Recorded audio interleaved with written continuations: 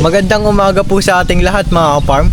Panibagong araw, panibagong property na naman ang ating bibisitahin mga ka-farm. Bali, andito po tayo ngayon sa Calawag, Quezon po no, mga ka-farm. Bali, may bibisitahin po tayong property. Ito pong property na to ay napakaganda dahil po kung makikita nyo po mamaya, ay ito po ay beachfront mga ka-farm. At isa pa ho, meron po itong included na dalawang bahay. Ang isa po ay kubo at yung isa po ay bungalow house. Ito naman pong bahay na to ay explain po natin sa inyo kung ano yung mga included po sa property o sa mismong bahay na to. Tara mga farm, samahan niyo po ako, no? So yun mga farm, bali kung makikita nyo, as you can see mga farm, ay dito po tayo ngayon sa barangay road nila. Ito pong property na ito ay along barangay road mga farm. At kung makikita nyo po dito tayo sa sisimula sa may kabila na mga farm. Bali ito mga farm, ang simula po nito ay ito. Itong bahay na to mga farm, ito pong kabilaan po na yan ay may bakod na po. Nakikita nyo po yan. Ayan po ay bakod na po yan, kabilaan po. Ang sukat po na itong property na to mga farm ay may sukat po na 1,300 square meter po. Kasama na po yung dalawang bahay at dalawang cottage mga farm. At meron na rin po itong CR at meron na rin po itong tangke. At isa pa ho, ang pinagkukunan po nito ay poso, tangke at saka deep well. No, mga farm. Tara, samahan niyo po ako, libutin natin yung mismong bahay. Makikita niyo po ito mga ka-farm. Ito po ay developed na at ito po ay pinagawa po ng nakabili. Ang nakabili po nito ay ngayon ay nasa Amerika po, nasa Los Angeles, California po, no. Bali ito po, kumikita nyo, konkreto na po ito, no. At pinalagyan na rin po nila ng bakal, no, na gate, na harang, kumbaga. Ito po yung sinasabi ko po sa inyo na bahay na bungalow. Ito pong bahay na to ay modern mga ka-farm. Yun nga lang po mga ka-farm ay hindi natin pwedeng mapasok ito dahil ito po ay nakasarado. Dahil po noon, iniiwan daw po itong susi na to sa katiwala nitong bahay na to.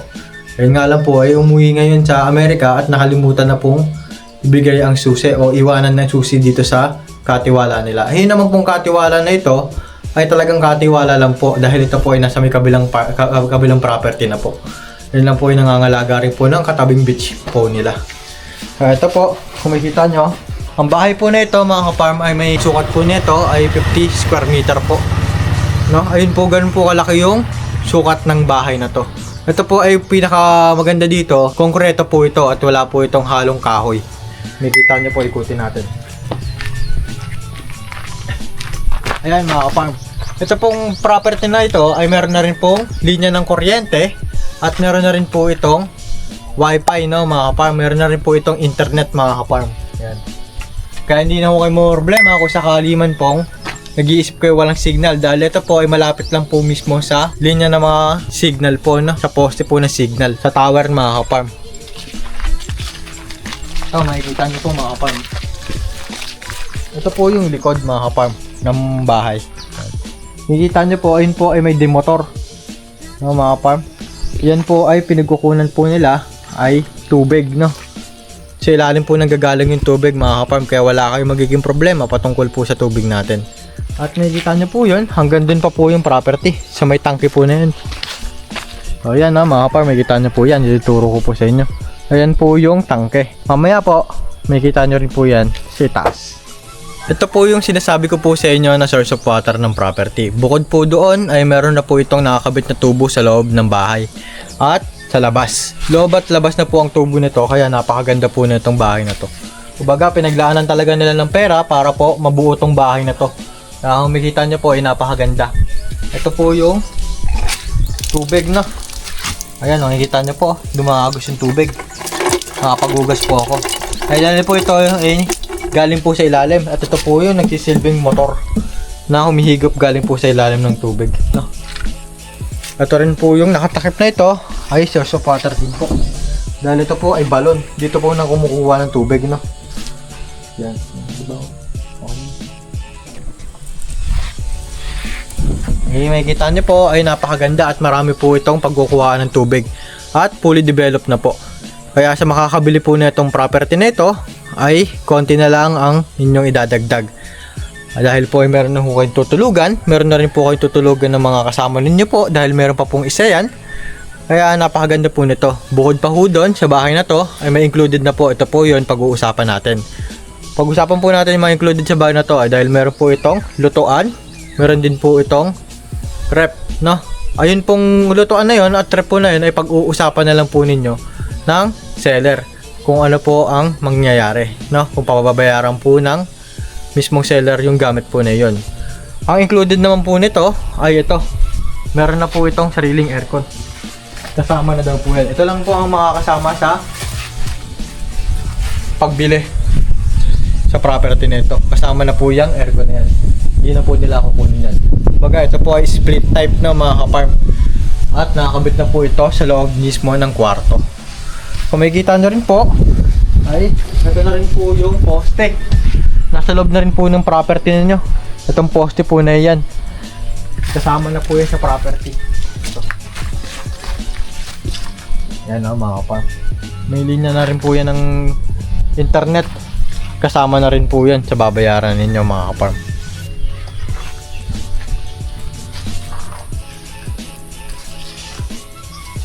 So yan mga ka-farm, patungkol po tayo ngayon sa mga tanim mga ka-farm. Bali ang tanim po na itong property ay meron po itong mga kalamansi, guyabano, rambutan, tsaka meron din po itong avocado, no mga ka-farm. Makikita niyo po, meron din po itong niyog, tsaka saging mga ka-farm. Ang mga puno po ng buko po dito ay 12 kapuno o 12 kapuno lamang po, pero ito naman po ay merong mga maliliit pa pong tanim at nakausbong na rin po. Kaya sa makakabili po nito ay napakaganda po nitong property, dahil bukod po doon sa mga tanim na yan ay meron pa pong ibang tanim ang property nito. Meron na rin po itong bayabas, no?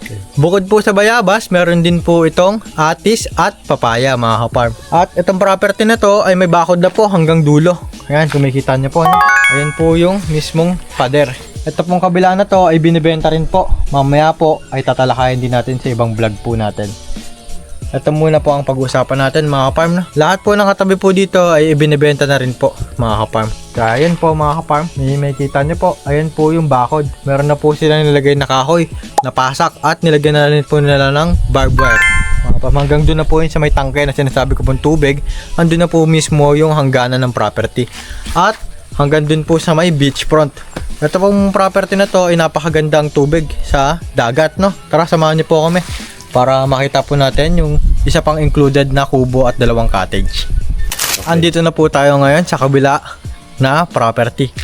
Pero ito po ay sakop pa rin po ng 1,300 square meter. Ito po yung may cottage at isang kubo.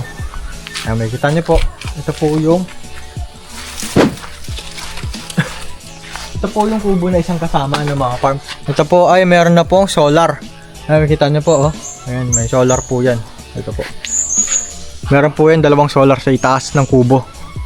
Kaya wala ko kayong mga problema sa kuryente mga farm. Bukod po doon sa linya ng poste na may kuryente na po, meron pa po itong included na solar mga farm. Ito po yung mismong kubo mga farm. May kita nyo po. Yan po mga farm, no? Medyo maliit lang po, pero dahil nga kubo nga po, at least po ay meron po kayong kwarto. Pwede nyo pong patulugin yung magiging mga kasama nyo po dito na mga kaibigan nyo na gustong bumisita sa property na mabibili nyo, ay pwede nyo rin po patulugin po dito. Kumbaga ito po ay para sa mga bisita naman po. O kung gusto naman po gawin yung cottage, edi mas maganda po dahil po ito po ay may tutulugan na mga farm. Ito naman pong property na ito mga farm, ay meron na rin po itong CR. Bukod po doon sa konkretong bahay, meron na pong CR na nakabukod malapit po sa dagat. Ito pong CR nila mga farm. Meron din po itong maliit na solar sa itaas. Ayan.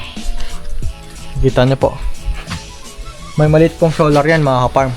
At meron na rin po itong kasamang CCTV. Ganun din po sa kabila, may CCTV na rin po doon mga farm. Nilagay po ng may-ari itong CCTV para ma-monitor din po nila yung property nila kahit nasa Amerika po sila. Dahil po yun po ay namomonitor din po nila kahit nandito na po sila sa Amerika. No, mga farm. Ito po yung sinasabi ko po sa inyo na kubo or cottage. Yan. Po yung sinasabi ko po sa inyong cottage na napakaganda na, malawak po at malaki rin po. Ito po ay siguro kasya po ang 20 katao o 15 katao po pag uupo dito mga farm. No? Dito naman po tayo dako sa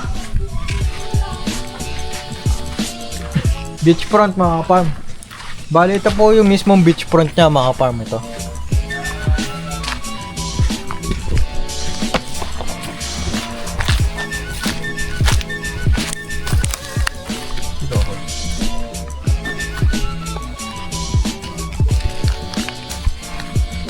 Bali, ang beachfront po na itong property na to, ang sukat po ng lakeshore po na ito, ang frontage po na ito, ay meron pong 40 meters lamang po. 1,500 square meter na mga kaparm. Ganon din po sa daanan. Meron din po yun na 40 meters frontage dahil isa lang po itong pahaba na parang pa-rectangle mga kaparm ang sukat. Nakikita nyo po, ito, lapitan po natin mga kaparm. Sa ngayon po, ang tubig po na ito ngayon ay low tide mga kaparm. At napakaganda ng lupa. Dahil po ang buhangin po dito ay kulay puti. Ito mga kaparm, napakaganda po ng tubig. Ayan po yung tubig mga kaparm. Napakaganda po. Napakalinaw ng tubig dito mga kaparm.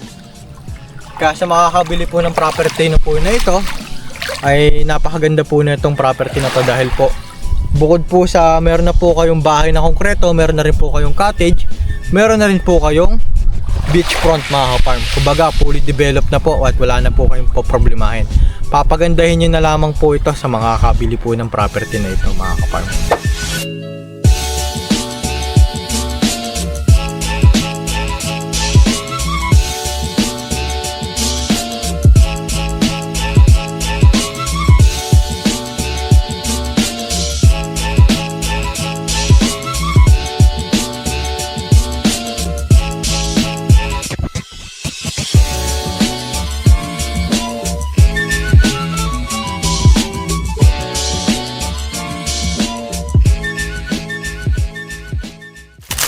Patungkol po tayo ngayon sa titulo mga farm. Pag-usapan po natin yung titulo ng property. Ang titulo po ng property ay TCT na po. At itatransfer na lang po sa makakabili ng mga farm. At updated po ang amilyar at meron po itong lot plan mga farm. Kaya wala na kayong magiging problema patungkol po sa titulo. Maaari po kayo sumadya sa aming opisina para makita po ang titulo o kaya mag-message po kayo sa aming Facebook account para sa mga karagdagang impormasyon na gusto niyo pong malaman. At sa mga gusto rin po magpaset ng schedule for tripping or ocular visit ay mag-message lamang po kayo sa number na makikita po ninyo sa inyong screen. At sa WhatsApp and Viber po. Meron po tayong contact dyan at mga farm. At meron din po tayong Facebook account na Presi Rosario mga farm. Mag-message po kayo dyan mga farm para mas mabilis po namin masasagot ang inyong tawag. Itong property po na ito ay mura na po mga farm para po sa beach resort po na ito. Kaya ang kinagandahan po nito ay wala na kayong magiging problema sa lahat po ng maa-avail nyo po dito sa property nito. Dahil napakaganda po talaga nitong property nito. Kaya makikita nyo po, napakabanayag po ng tubig at wala po masyadong ingay no mga farm. At wala po kayong magiging kaagaw dito mga farm. Kayo pa lamang po, kumbaga starting pa lang po. At mas mainam po ito maging tourist spot. Dahil ito pong tubig dito ay napakalinaw pa mga farm. Hindi pa po ito gamit na gamit ng maraming tao mga farm. Kaya mas maganda po mag-invest na po kayo ng property ng mga farm. Dahil ito po ay napakamura at napakaganda mga farm. So yun lamang po mga farm. Dito na po nagtatapos ang ating video. Maraming salamat po sa lahat ng mga viewers po natin dyan. Isang magandang araw po sa ating lahat. God bless all po.